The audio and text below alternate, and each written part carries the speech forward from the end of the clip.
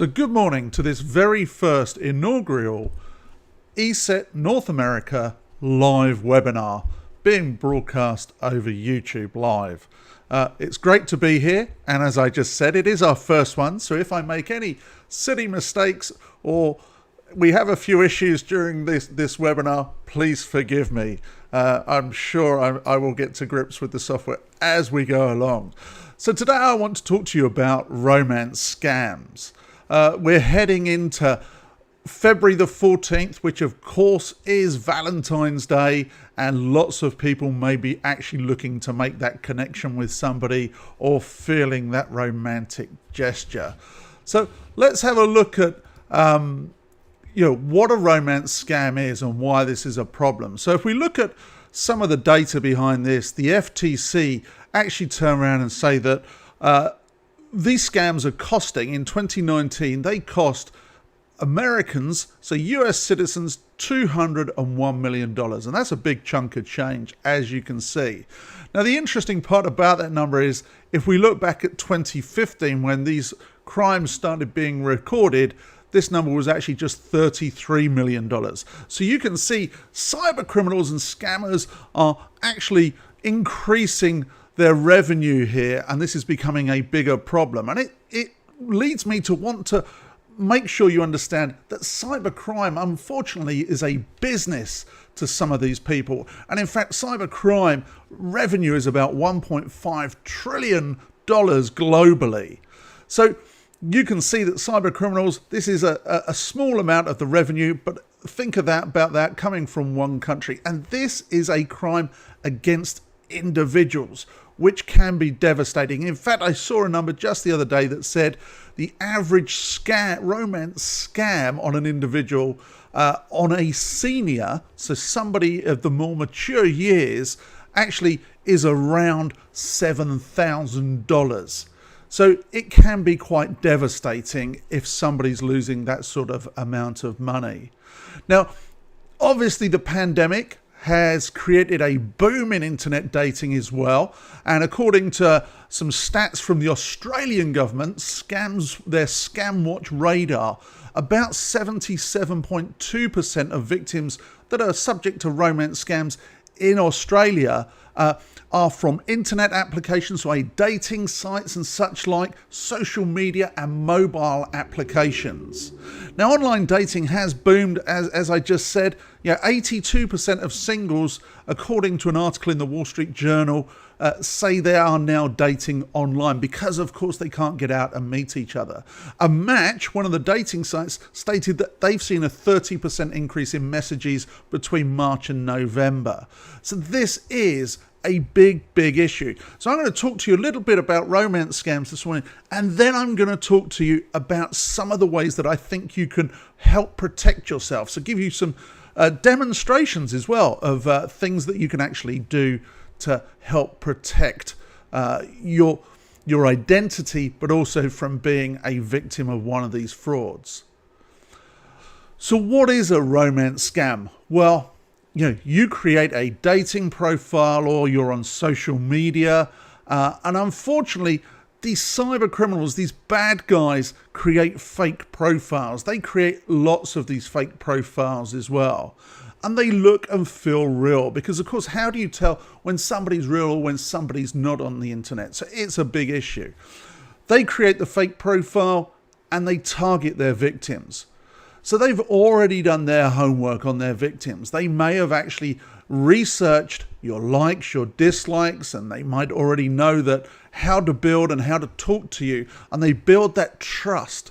So if you've got a hobby of hiking or quilting or whatever your hobby may be, or watching movies, and what type of movies, if they've done their homework and their research, they're already going to know that they can talk to you about some of these subjects, and they will talk with some level of authority and build trust and build that relationship with you. So they have done some background research. They will want to chat several times a day, and they will want to get to a point very quickly of moving things along with you. So they have an agenda. They have a time frame. Now, I say that, and it sounds, when I say that it sounds like I'm making out this is an immediate thing. They're going to try and scam you next week. Some of these scams can take over a year for the cyber criminal to actually then turn around and ask for money. But they will create a creative story over that time. And that creative story will have depth and emotion to it. So they will have moved you on, they've got your trust, they're chatting to you several times a day. You're feeling there's a relationship, a bond growing over the internet, over this chat. But their creative story will be something about being in the military. They may be a doctor overseas. They may be working on an oil rig or such like. And that creative story will put them at a disadvantage or a place where it's difficult for them to actually connect with you and talk to you. And that's part of the story, because of course they don't want video chat with you, because they don't want you to actually see them, because their fake profile probably is using fake stock imagery, pictures, etc. And that creative story will probably play on your heartstrings a little.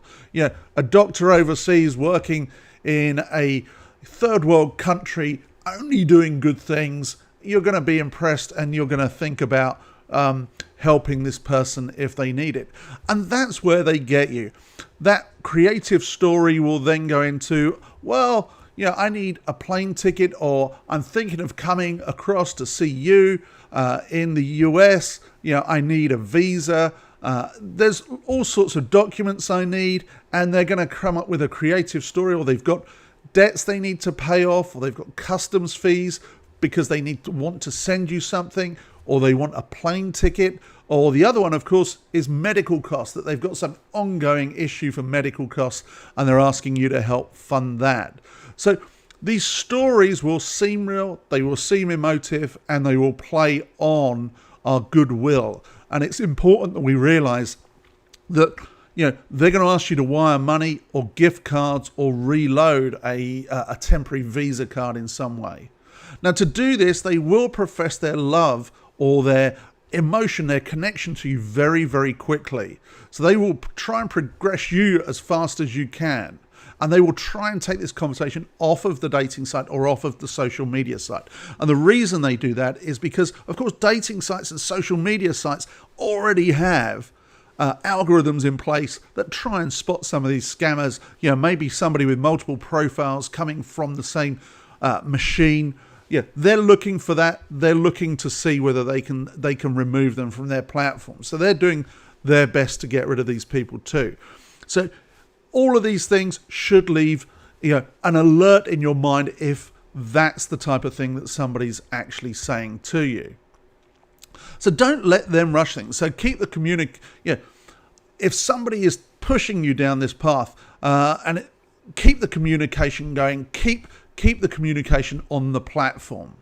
Now remember, don't send anybody money. And this is going to be a theme through my comments here. But don't let them rush things.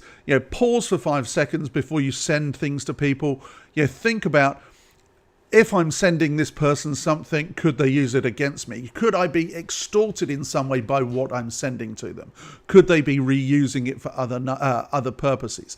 If you do get into the point of actually deciding to have a call with them, so maybe just a voice call, I recommend not giving them your mobile number, your cell number. Use Google Voice. Use Google Voice. It's pretty simple to set up. Or, in fact, buy a cheap burner phone. One of those quick phones that doesn't have a contract on it. You load it with $20 of credit and it gives you a phone number. That way, if all of this goes wrong, you can dispose of the phone and the entire communication is away from normal life. And insist on video chat. That's one of these things that scammers can't afford to do, is get on video. So insist on video chat, certainly before meeting, but try and insist on video chat anyway. It's one of the ways that we can actually try and identify these scammers. Now, if you suspect you have been a victim of a romance scam, firstly, or you may be being scammed, firstly, listen to family and friends. Those people don't have the same emotion to the relationship that you do, that you've built with this person online. If somebody is turning around and saying, this doesn't sound right, listen to them. Family and friends have got your best interest at heart. But of course, in some of these situations, that's not always easy to take notice of people. Cease all communications with the person if you decide they are a scammer, and search for their creative story. So if they've given you certain details, you can actually go into Google and search for that, and reverse image scan their profile picture. I'm going to give you some tips in a moment. I'm actually going to show you how to do that, because I think that's a super interesting tool to use to try and work out whether they're using the same picture on multiple profiles and multiple identities. Now, a couple of things in here. If you have transferred the money, by the way, most wire transfers have some level of cooling off. That's true if they're a transfer within the country. So if you're making a transfer from one US bank to another US bank, there is a cooling off period, and you should check with your bank that if you have transferred, whether that cooling off period is still active and you can get the money back. It may be hours, it may be up to a day. I can't remember the exact amount of time, but they can certainly recall the funds. However, if it's an international transfer, that's not so simple, and I don't think there's any recall on the funds once they've been wired, unfortunately. Now, the most important thing I can tell you to state here is to actually report the crime. If you have been a victim, make sure you report the crime. Now, you may, if you have been a victim, feel a little embarrassed about being duped by one of these people and want to hide. Don't hide. Go and fill out the FTC form. Get the complaint in. Become one of the statistics, because the more people that actually report the crime, the more weight gets put behind this for law enforcement, and more resources go into actually making this a crime that somebody is going to go and actively try and nail down and get these people off of the internet. So if you suspect you have been a victim, suspend your card, set up ID monitoring. These are good tips, by the way, for identity theft. Make sure the person isn't trying to use some of the information you gave to them to actually create your identity and actually steal your identity. It's not typically what they do, but I'm just saying these are things you should think about.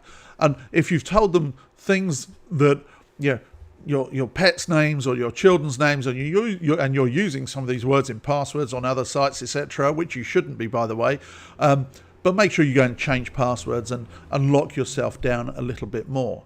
Now, I'm going to leave that's the romance scam thing and what to be looking for. So how do we protect against it? How do we actively try and lock ourselves down? Well, dating sites and apps. If you're going to go onto a dating site, consider using a different email address, and don't use your full real name. Use partially your real name. Because some of your identity, you don't need to know. Not everybody needs to know all of your identity. And don't link a dating profile to a Facebook or a Google ID, because if somebody can look you up directly on one of those other platforms, there may be rich information, if you're not that private on those platforms, that mean they can actually find out a lot more about you and gather information about you. That research piece that I mentioned right up front, that gives them the ability to know something and to start that emotional connection with you. And one really important tip here is, if you do create a profile on a dating site, make sure you're using a dating site where you can actually delete the account, because if you decide this is not for you, you don't want snippets of your information being left all over the internet forever on an account that you can't either delete or maybe you can only suspend. I have a long story about that for another time, but basically a friend of mine said they were very private all over the internet, and actually in a kind of a challenge I accepted from them, I found all sorts of information from an account they hadn't deleted on a dating site, which was highly amusing, because they didn't realize that this was still active, or amusing for me at the time. But my point is, make sure you can delete the account. Make sure that's something you can remove. The profile should not be a life story. So don't give away too much information in a profile. So it should say something about you, but it doesn't need to say everything about you. And generalize your location. And we're going to come back to location and the importance of location a little bit later on. And a picture, well, I think this is actually just a point generally of a picture should be at least be recognizable and recent.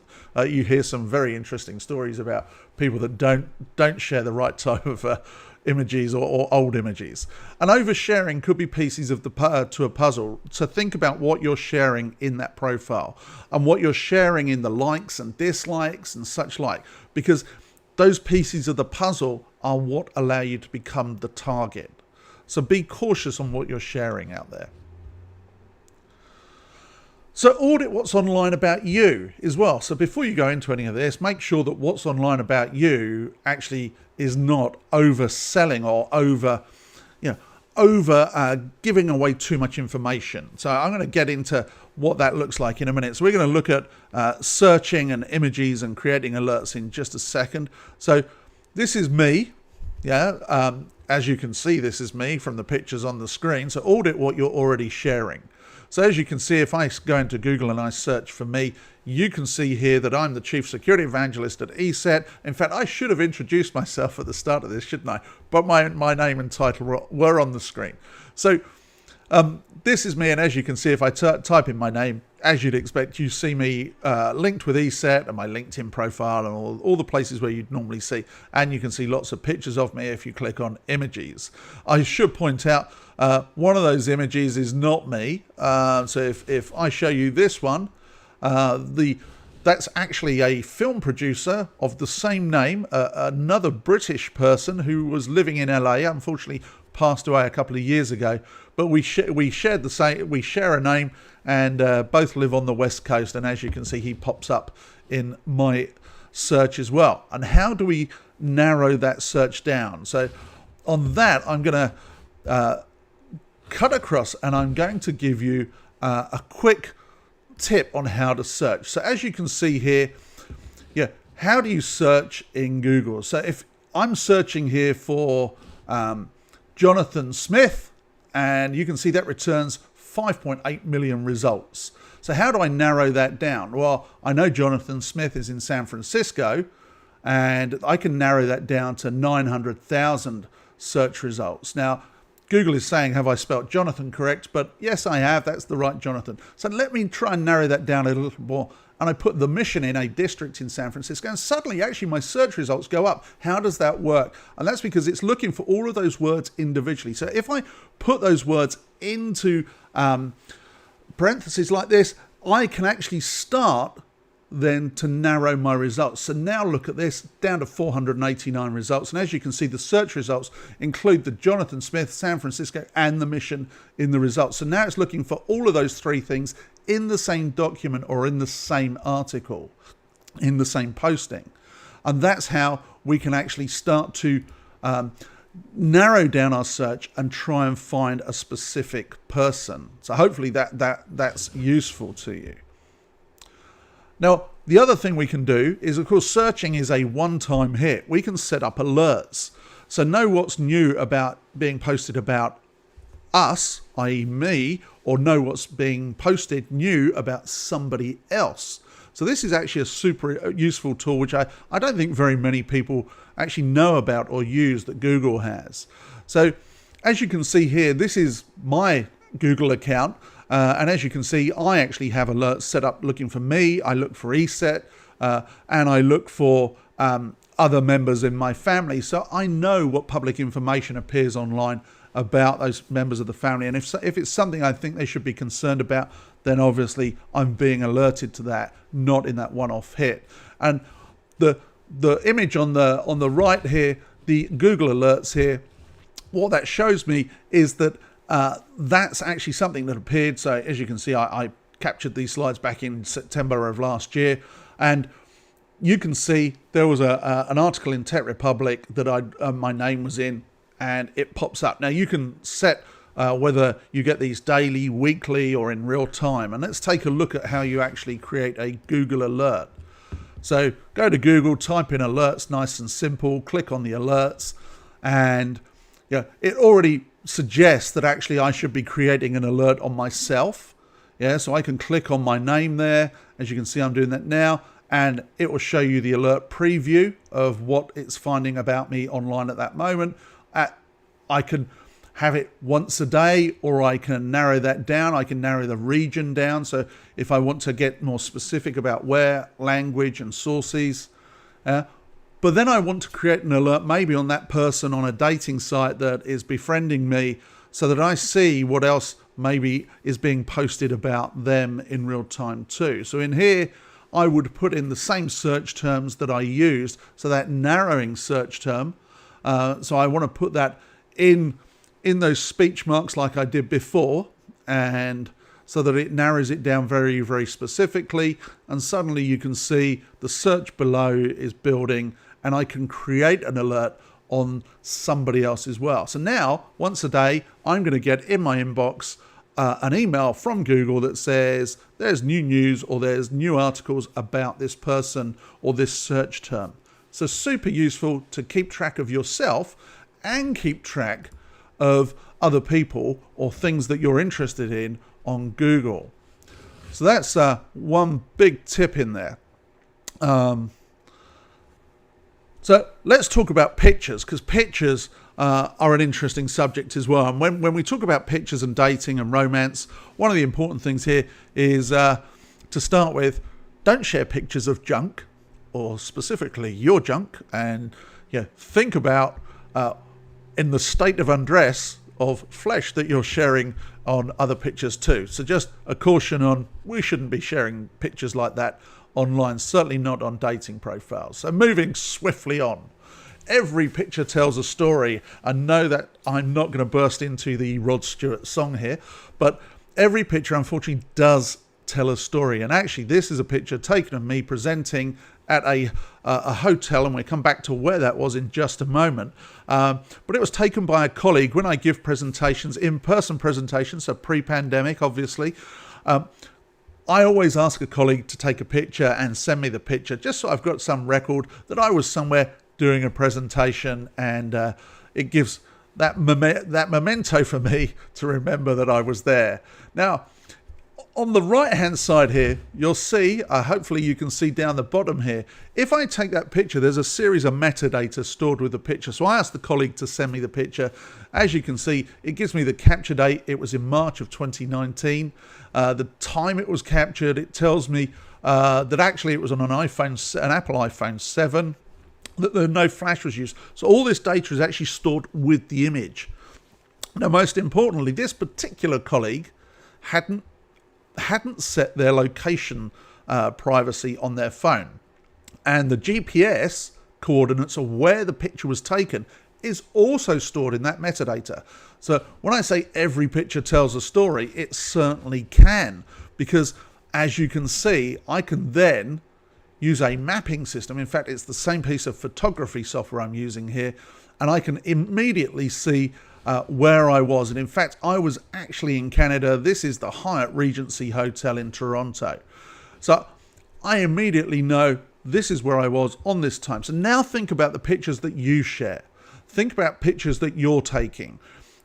If you've been really cautious in your profile and then you send somebody a picture over text and you haven't set the privacy settings on that picture correctly, you may actually have just disclosed your exact home address or your exact location at a given time, or maybe your favorite restaurant, which allows somebody to start to know an awful lot about you.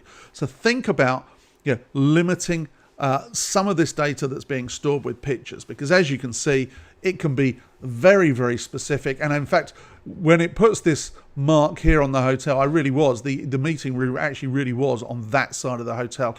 It's that accurate. So how do we do that? Well, in your privacy settings, go and find the camera and actually allow location access. And on my camera, it's set to never. I don't need my pictures to have location on them. I can typically remember where I take my pictures, so I don't need the camera to be actually storing that data with the picture. And if I turn this off, then the pictures I send somebody are not disclosing the location to the other person.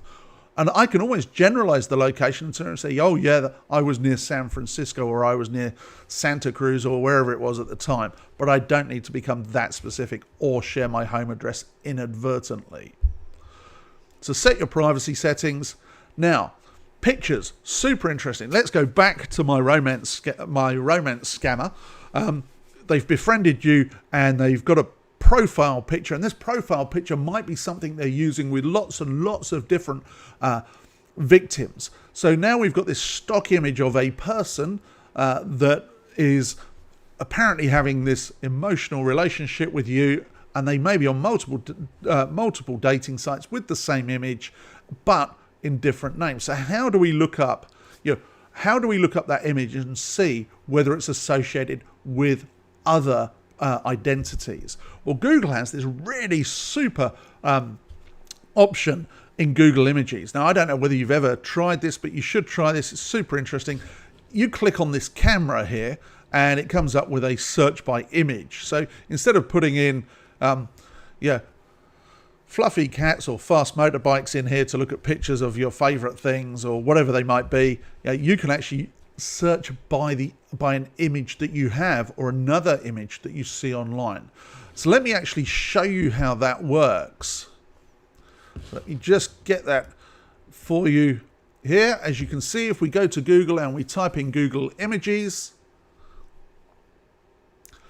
and we go to Google Images and we click on that camera, I can search, as already mentioned, by URL or by file. So in this instance, I'm going to upload an image off of my machine.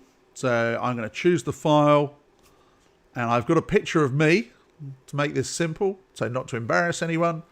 And it's a press image that's used in by ESET. So you'd expect, as you can see, that's me. It's uploaded the picture, and it says these pictures are similar, which of course they are, blue shirts and people that are somewhat similar. But more to the point, if we get down to the search results, you can see all these search results do actually relate to me. So you can see We Live Security, which is ESET's blog, and you can see FOSI, etc. So you can see where else this picture is actually being used on the internet. So super interesting. You can see some of them are cropped, different sizes, different shapes, even slightly different versions of the picture, but I can get there. So there.